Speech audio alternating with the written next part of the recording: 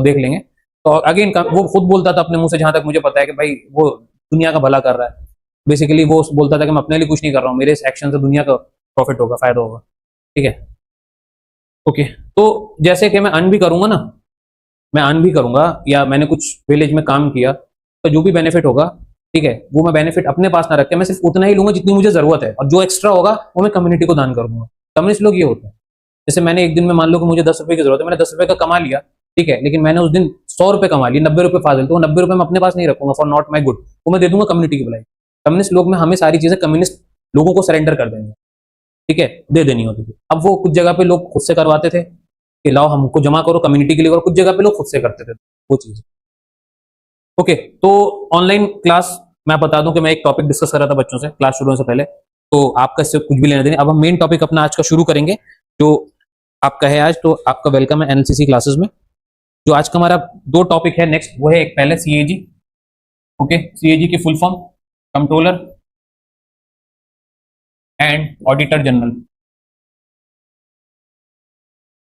Controller and auditor general. ठीक है, कौन होता है बंदा जो ऑडिट के काम देखता है, नाम में ही लिखा हुआ है, जो ऑडिट्स के काम देखता है।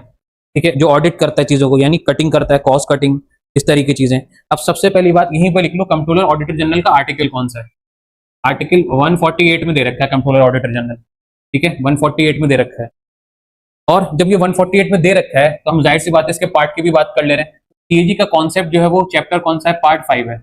कौन सा है, पार्ट 5 है। इसके सारे आर्टिकल यानी कहां से कहां तक हम इसके पढ़ते हैं, 148 से लेकर के 151 तक के बारे में हम पढ़ते हैं। कहां से कहां तक, 148 से 151 तक।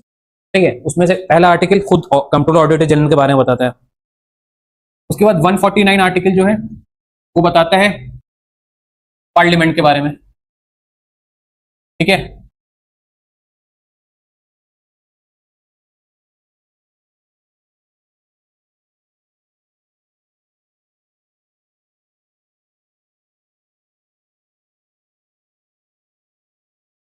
पार्लियामेंट ही बताएगा सीएजी को, यानी कौन, जैसे कि हमने इससे पिछला टॉपिक पढ़ा था, कौन सा पढ़ा था हमने, एडवोकेट और अटॉर्नी जनरल। उसमें प्रेसिडेंट और गवर्नर बता रहे थे कि आपको कैसे काम करना है या क्या काम करना है। यहाँ पे पार्लियामेंट बताती है, यहाँ पे प्रेसिडेंट नहीं, यहाँ पार्लियामेंट बताती है सीएजी को कि उसकी क्या पावर्स है और क्या ड्यूटीज है। बेसिकली 149 बताता है पार्लियामेंट की पावर के बारे में रिगार्डिंग सीएजी। 150 में इसके काम बताए गए, ये करता क्या है। ठीक है, तो फॉर्म्स, ठीक है, आर्टिकल फॉर्म्स अकाउंट्स, तो अकाउंट्स मेंटेन करता है इंडिया के। ठीक है, अकाउंट्स, गवर्नमेंट के जितने भी अकाउंट्स हैं उसको देख रेख करना, ऑफ किसके, ऑफ यूनियन, यूनियन गवर्नमेंट हो चाहे state government, union and, clear है। और लास्ट 151 क्या कहता है, ऑडिट करता है जो रिपोर्ट्स आती हैं, जो भी रिपोर्ट्स आती हैं फाइनेंस से रिलेटेड उन्हें ऑडिट करता है। तो ऑडिट शॉर्ट में लिख लो, रिपोर्ट्स, जो भी रिपोर्ट्स होती हैं गवर्नमेंट की, यूनियन या स्टेट की, उन्हें ऑडिट करता है, चेक करता है। अब इसमें मैं आपको 148 और 149 थोड़ा सा डिफाइन करूंगा इसके बाद, बाकी दोनों आर्टिकल को कोई डिफाइन नहीं करना, मुझे इतना नोट डाउन कर लीजिए आप।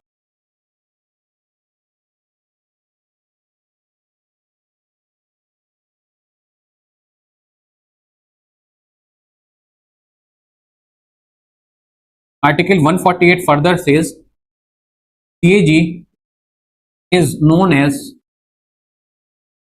guardian of public purse, guardian of public purse।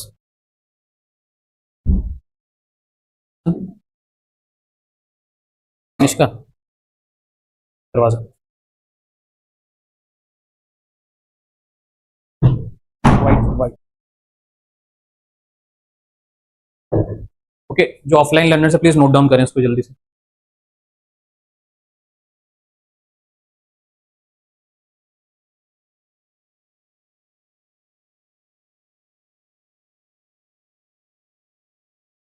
Okay, CAG is known as guardian of public purse. और ये वाला जो है ना, ये जो हेडिंग है काफी बार एग्जाम में आती है, काफी बार एग्जाम में आती है कि भाई किसे हम गार्डियन ऑफ पब्लिक पर्स कहते हैं। ठीक है, पब्लिक पर्स समझ रहे हैं, यानी लोगों का जो रोजमर्रा का जो खर्चा है ना, वो यही डिसाइड करता है कि किस चीज के कितने पैसे होंगे, क्या होंगे। तो कम ज्यादा करने किसी के पास पावर होती है। ठीक है, और यही बाद में किसको देता है, फाइनेंस मिनिस्टर को रिपोर्ट भेजता है, फाइनेंस मिनिस्टर आपके सामने बजट पढ़ देती है आकर के, निर्मला सीतारमैयन जो आजकल चल रही है। ठीक है, तो ये असली काम कौन करता है? लोगों के पैसे का हिसाब रखने का वो ये करता है। साथ में गवर्नमेंट के भी सारे अकाउंट्स ये देखता है और रिपोर्ट्स को भी ऑडिट यही करता है। ठीक है, सीएजी वो बंदा होता है। क्लियर है यहाँ तक? सीएजी के बारे में समझे कौन होता है? तो मैं ऐसे कह सकता हूं कि इसी के अंदर कि ही controls all the financial CIAL financial system of India. India का सारा फाइनेंशियल सिस्टम इसी के कंट्रोल में होता है। ठीक है, में अपॉइंटमेंट होता है प्रेसिडेंट द्वारा, मतलब इनका अपॉइंटमेंट कौन करता है? अपॉइंटमेंट करते हैं प्रेसिडेंट। पावर एंड ड्यूटीज बताता है पार्लियामेंट। ठीक है, लेकिन अपॉइंटमेंट करता है प्रेसिडेंट। ये जो सीएजी है ये सिंगल मेंबर बॉडी है, मतलब इसका इंडिया में कंट्रोलर एंड ऑडिटर जनरल की पोस्ट कंबाइंड है।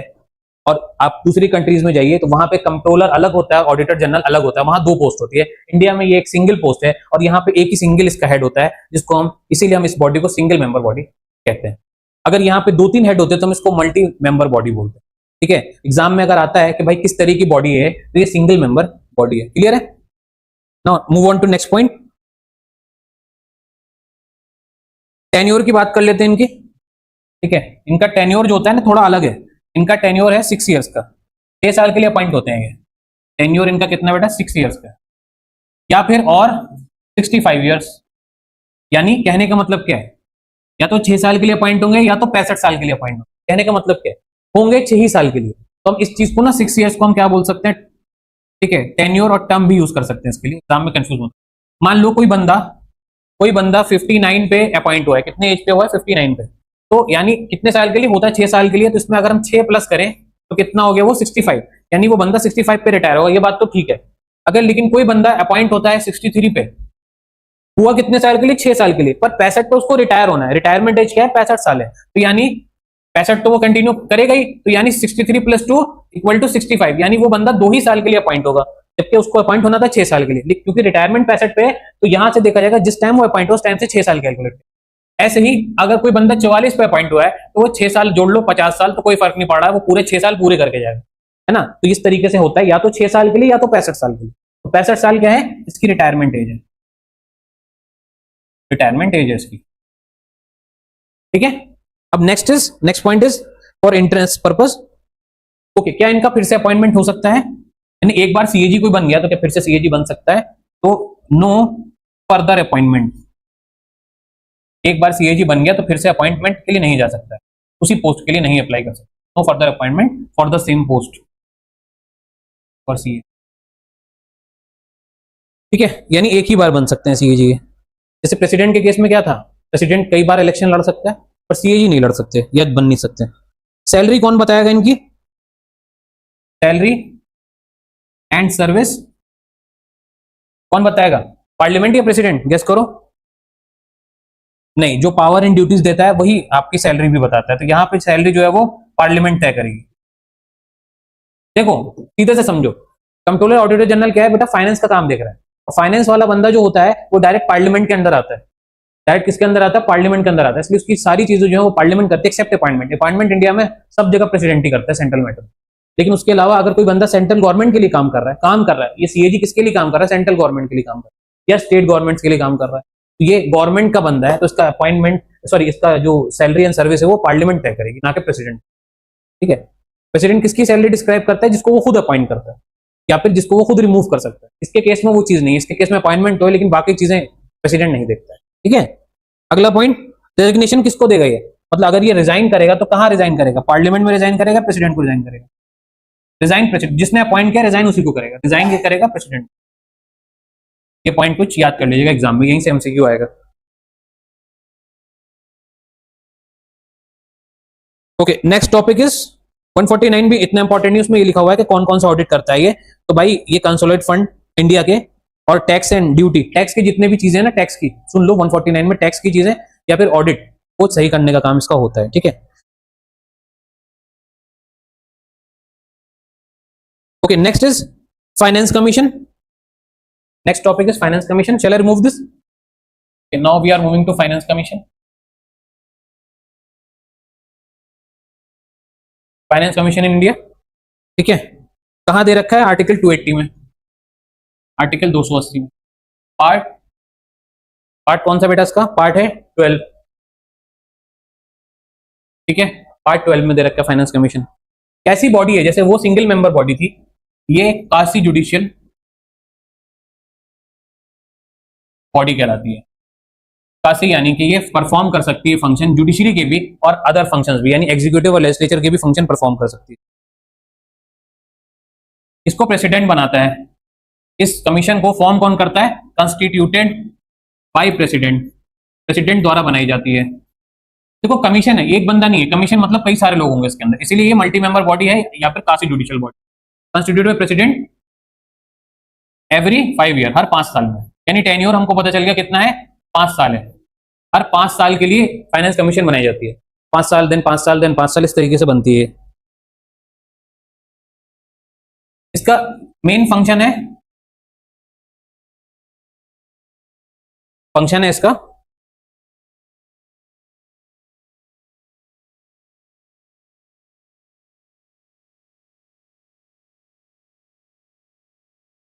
Distribution of net proceeds, distribution of net proceeds of taxes between centre and state.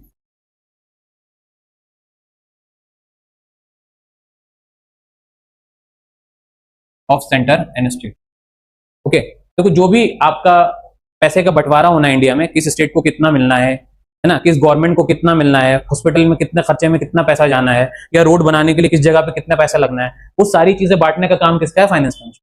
इसकी रिपोर्ट कौन बनाएगा बेटा? सीएजी बनाएगी। रिपोर्ट कौन बनाएगा? सीएजी बनाएगा। बांटेगा कौन? फाइनेंस कमीशन, ठीक है। टेन्योर हमने पढ़ लिया 5 साल है। अगर टेन्योर आता है तो कितना है, यहीं पे लिख लो, टेन्योर 5 साल है, ठीक है, टेन्योर 5 साल है आपका।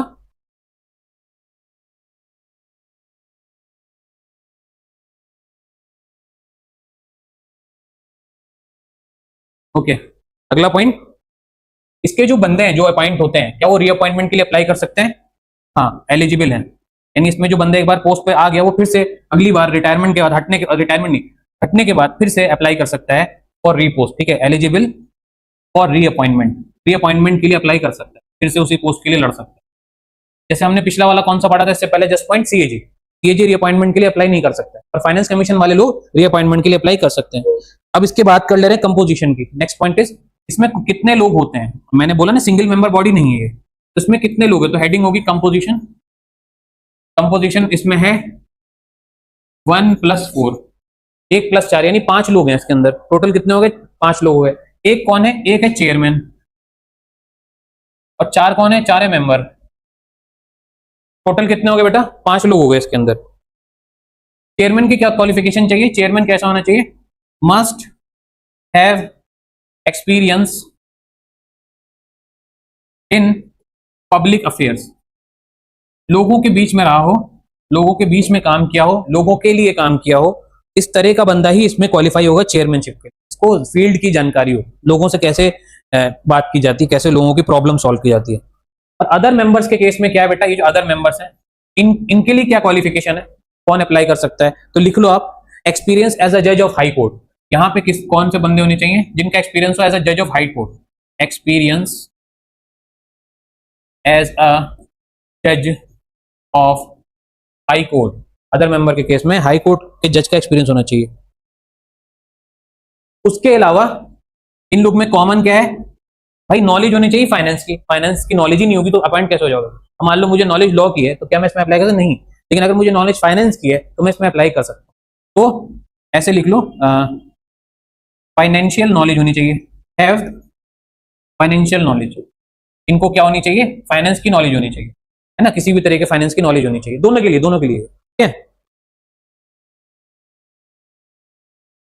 अब आता है कि पहले भाई आपके कौन रहे, फर्स्ट कौन रहे और अभी कौन चल रहा है, ठीक है, यहाँ पे टॉपिक कंप्लीट होता है। तो फर्स्ट कौन है? फर्स्ट चेयरमैन कौन है फाइनेंस कमीशन के?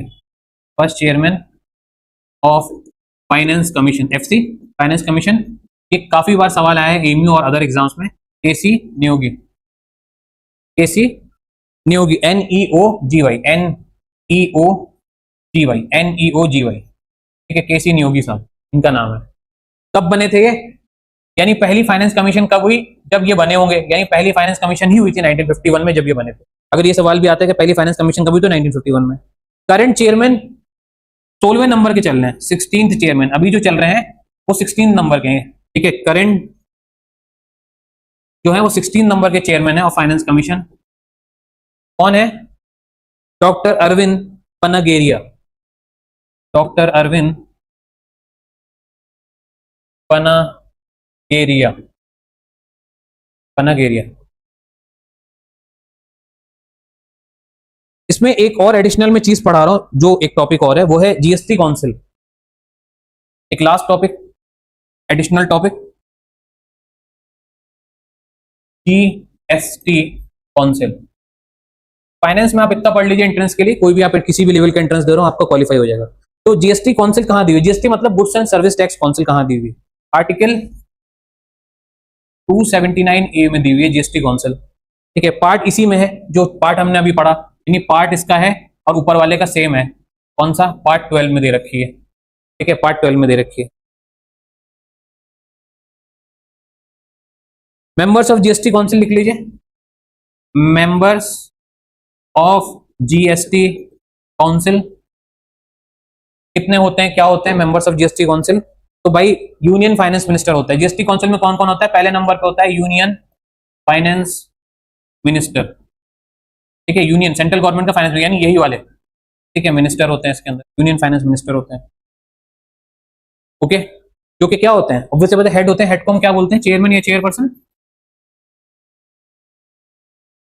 Next is union minister of state. Second number पे कौन होते हैं इसमें? Union minister of state, state के यूनियन मिनिस्टर, ठीक है, जो रेवेन्यू और फाइनेंस का काम देखते हैं। क्या देखते हैं ये रेवेन्यू डिपार्टमेंट से होने चाहिए, फाइनेंस का काम देखेंगे, रेवेन्यू और फाइनेंस वाले। और तीसरे इसमें होते हैं finance taxation minister, finance taxation minister. ये है GST council from each state, her state के, हर स्टेट के होंगे फाइनेंस और टैक्सेशन वाले। अगर 28 स्टेट है तो 28 के होंगे, ठीक है। और लास्ट में अपॉइंटमेंट कौन देखता है जीएसटी काउंसिल के मेंबर्स का? अपॉइंटमेंट कौन देखता है? ठीक है, इसमें इतना ही पढ़ना है हमको। अपॉइंटमेंट देखते हैं प्रेसिडेंट।